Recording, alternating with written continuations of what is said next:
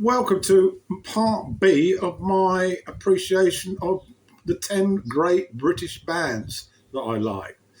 I completed my first half of this thread weeks back. I finally got around to doing the second part.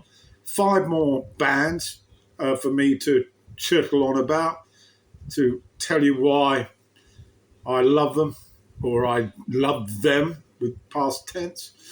And 3 of them are sort of mid-70s to early 80s. And then the final 2 sort of straddle the beginning of the 70s for one. And the second managed to string it out until the end of the 80s. Although, confession time, I wasn't actually listening to them then. So let's get started with the first of these mid-70s. It's just before the punk revolution hit us all. The band in question, Graham Parker and the Rumour. The Rumour were akin to Parker's E Street band. They had 2 guys from the Brinsley Schwartz band, including the self-named Brinsley Schwartz. And Graham Parker was the lead singer up front, and this band, they sort of jumped a little bit, I guess, on the bandwagon of punk and pub rock, but they were neither really. They were a rock band with a lot of soul and R&B attached to them. And in '76, they released their debut album. It was just Graham Parker in those days, but the Rumour were on it. Howling Wind. Some great songs on here. I saw them live at this time. White Honey, Soul Shoes, and a fantastic reggae sort of shuffle funk called Don't Ask Me No Questions, with some intense and dramatic soaring rock guitar by Brinsley Schwartz. Later in the year, they released their second of the year, Heat Treatment. And on this one, the standouts were Fool's Gold, Black Honey, as opposed to White Honey, but of course we are talking about soul here, and Pouring It All Out. The album was a sort of mix, really, of Dylan's sort of writing skills and the Stax soul that collided in a frenzy of passion. Then we get to 77, and the one that I really played to death, Stick to Me. There's a tremendous cover version of I'm Gonna Tear Your Playhouse Down, with Parker snarling into the microphone. And then some other great slow sort of bluesy type, Watch the Moon Come Down, which has a tremendously funky melody. And then Thunder and Rain, which really does go at a hell of a pace, but not quite as quick as New York Shuffle, which opens the album, and the absolutely epic The Heat in Harlem, where you can almost feel the sweat of the summer heat in New York City. Parker's awesome vocals on this powerhouse. 78, they released the Parkerilla, which was a live set which contained no new material. With 79, Squeezing Out Sparks was another 5-star classic. 2 extraordinary songs on here. You Can't Be Too Strong, which was a slow sort of epitaph to the dying child, but in favour of abortion. Dying child, what I mean. A statement really for the fact that children need looking after. And Passion Is No Other Ordinary World, which is a thunderous rock sort of bash. And the album also covered such really interesting topics as impotence. No bullshit from Parker. And the final one, The Up Escalator, finally, the comparison with Bruce Springsteen and the E Street Band came together with Bruce singing on a track on the album. And it was called Protection, I think. And Ginny Paralysed was the name of the song, with Springsteen on backing vocals. And it was produced by Ginny Iovine. So that's my 5-minute take on a great band, still actually making records, Graham Parker and the Rumour. But after 80, I didn't really take much notice of them. Second choice then. This is a bit of a, well, it's my video, isn't it? It's a bit cheeky, this one, because of course British Bands is the title, but I've decided they cover it, really. It's Elvis Costello with The Attractions. Now, Elvis Costello made an album in 1977 called My Aim Is True. He launched himself on that punk bandwagon, and it was a solid debut. But there was no Attractions on that album. Elvis got a session band from the US called Clover. They did an admirable job, but when it came to the follow-up in 1978, this year's model, he'd employed the Attractions, and it was full of action. This is probably my favourite Elvis Costello and the Attractions album. I absolutely played it to death. This year's Girl, the beat, the thrashing, heavy, pump it up, a very, very attractive sort of calypso type feel to Little Triggers. No, Little Triggers was more a ballad. The calypso stance came a little bit later in Living in Paradise, which is on the second side. The absolutely 100-mile-an-hour lipstick Vogue with Pete Thomas really destroying the drum kit. And I Don't Want to Go to Chelsea, which was a hit, and what a great song that was. And, of course, he started to dip into some of the political overtones, which then emerged on Armed Forces, which was all about militarism and the rise of the right wing, with historical references to Mosley's white shirts, or brown shirts as they were back in the 30s. We've got accidents that will happen. Yeah, people gravitate to this, and it's more like an accident. Senior Service, about basically a service for your country. Oliver's Army, which was a dig at Ollie North, I guess, and some great songs on here. And then we moved on to 1980, and Costello and the Attractions released Get Happy. This was his R&B Tamla sort of appreciation. Lots of songs on here, over 20, all no more than 2 minutes long. And then we get to Trust in 81. I adore this album. My favourite song was New Lace Sleeves, and I've got a little bit of a rendition for you. So let's get on to it. So with Trust then, as I say, New Lace Sleeves, Clubland was a hit, a huge hit. It opened the album, and I love Watch Your Step, which sort of closes side one. But some brief lyrics from New Lace Sleeves, my favourite here. Bad lovers, face to face in the morning, shy apologies and polite regrets, slow dances that left no warning of, outraged glances and indiscreet yawning, good manners and bad breath get you nowhere. Even presidents have newspaper lovers, ministers go crawling under covers. She's no saint, she's no angel, he's no saint. They're all covered up with whitewashed grease paint, and you say, absolute tremendous. I can hear the music as I repeat this. And then we moved on to Imperial Bedroom, another 5-star. One track that I want to share with you, The Long Honeymoon. This brought tears to my eyes, and I still regularly play it.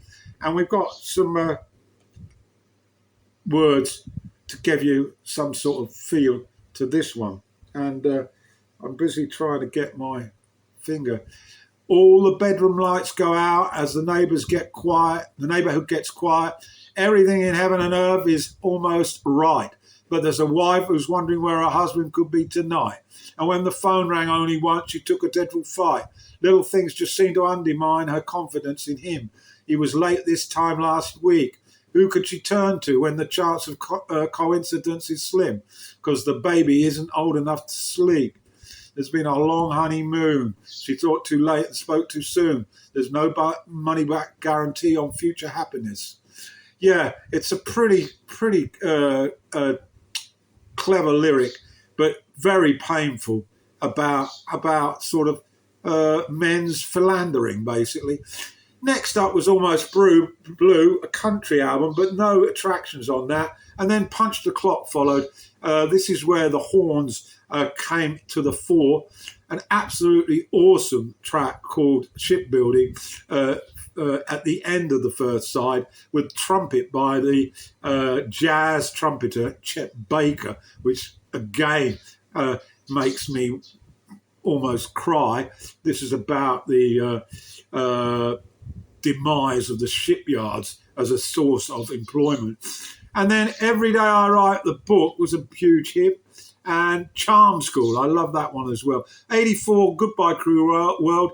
Attractions on some tracks here, but this got a bit of a panning by the critics. Don't know why. I loved it. I Want to Be Loved, Peace in Our Time. That's about the threat of nuclear war again. The Only Flame in Town. And then 86, Blood and Chocolate. Don't know this album so well, but I still remember I Want You.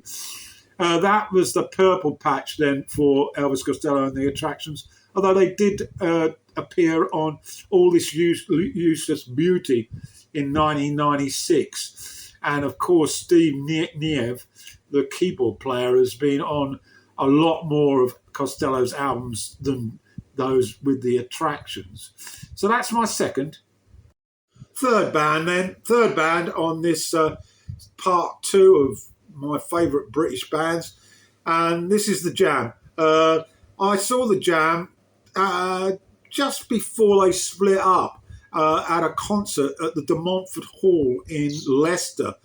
At the time, I was not exactly enamoured with punk music. It appeared to be just two chords and really noisy and not particularly my cup of tea.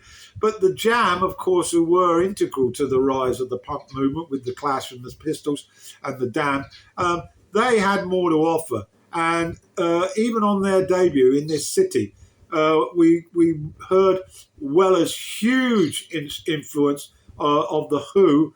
He had the mod suits and the punk-fitted out gear, and his chord structure was very similar to some of The Who, and his persona fitted perfectly as a mod, and later, of course, became the Mod Father, his nickname.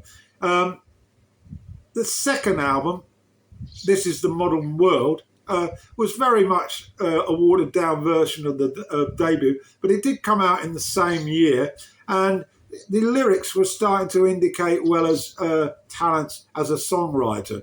But it was 78 when All More Cons came out that this leaped out of the box and made you realise there was more to Weller than two chords and anger politics. Listen to Down in the Tube Station at Midnight. Absolutely awesome piece of work. David Watts, which was a Kinks song that he covered. Of course, Kinks and the Kinks and the Who, very much part of the same sort of pop mould. And then A Bomb in Wardour Street, reflective of the sign of the times with the problems in Northern Ireland. And then In the Crowd, which was a way of Paul saying that the proletariat or the public get lost amidst numbers. 79, and we got Setting Suns. This was a half-baked concert album, but it ran out very popular with the punters, and there was a couple of singles: The Political Eton Rifles, More Militarism, and The Immense Private Hell, both a dig at the British government's attitude towards a war, and we can hear the Falklands ringing in our ears, plus the problems in Northern Ireland. Had all the power chords and the white noise, and memorable riffs I found. And then their finest hour, in my opinion, Sound Effects in 80. The first side is easily the best side of music by this band, and Pretty Green started it up. Dreaming of Monday, which was a very much a ballad, sharing the public's desire to stay in the weekend and then having to return to Monday morning slog. And the two singles were great. Start, which took a riff off Taxman by the Beatles, and then the awesome That's Entertainment, where we had folky acoustic strumming and a tale of modern society that sucks. But of course, I've done this track as a short review. The awesome number was Set the House Ablaze, another political noise. They then followed up with The Gift, which was their swan song. It did have A Town Called Malice on it, which means it's still a great album. The others, Happy Together, which was a cover, and catchy, pleasant, and terrifically played, I've said. And then Dig the New Breed, which was a farewell live set. That was the jam then. 4 minutes on them. Paul Weller has become one of my idols. I've moved through his style council to his solo work now, and I think he's one of the best things that's happened to British pop and rock music since the Beatles. There, I've said it. So my fourth choice now, I'm going back a bit. This is a band that I grew to love. Initially, I wasn't that enamoured with them, but thanks to one of my best friends, Dave Weaver. Dave, I hope you're listening.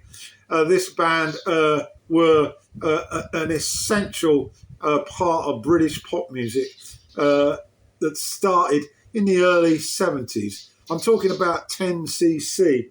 The 10cc, well, on the face of it, I took them to be very much bubblegum commercial pop, but it collided with that arty style with their compositions. And of course, they had a foursome. They were all multi-instrumentalists. They were all singers. They were all writers. And they were all producers. So the excellence in the studio and the instrumentation and lyrics were as good as one could have had post-Beatles. They learned their apprenticeship, the guys, Eric Stewart, Graham Gouldman, Kevin Godley and Lowell Krem. They learned their apprenticeship in the 60s.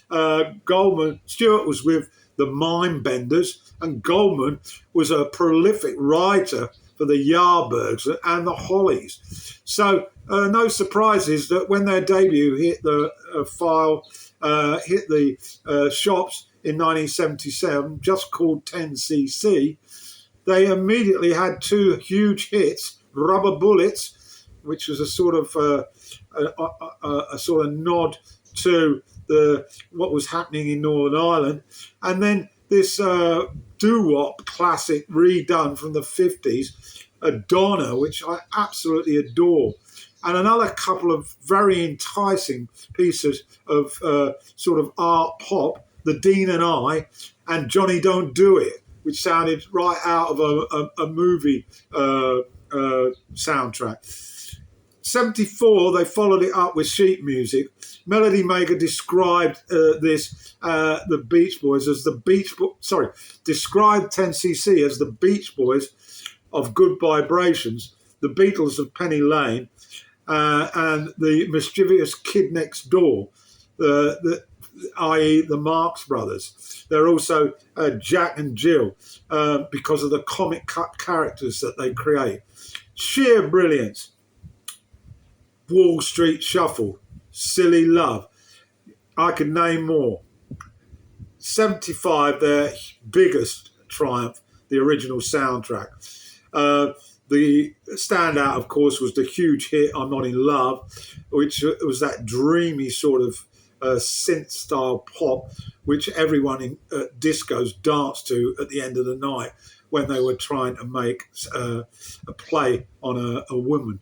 And absolute brilliance. But I also felt that the track that opened the album, One Night in Paris, or to give it its French name, Une Nuit à Paris, imagine cabaret in the Moulin Rouge and other aperitifs in abundance, and you've got the gist. Absolutely tremendous piece of work. How Dare You was very solid. 2 hit singles on Mandy Fly Me and Art for Heart's Sake. The first tune is a fanciful tale of a plane crash victim saved from death by the stewardess of his dreams that plays out a poppy mock exotica musical backdrop. Well, now you know. The second, Art for Art's sake, is a tongue-in-cheek parody of commercial-minded artists. And it's got that rocking cowbell-driven beat. And then 77, the last one that I want to touch on, is Deceptive Bends. Again, another couple of hit singles here. Good Morning Judge, Comical Tale of a Career Criminal.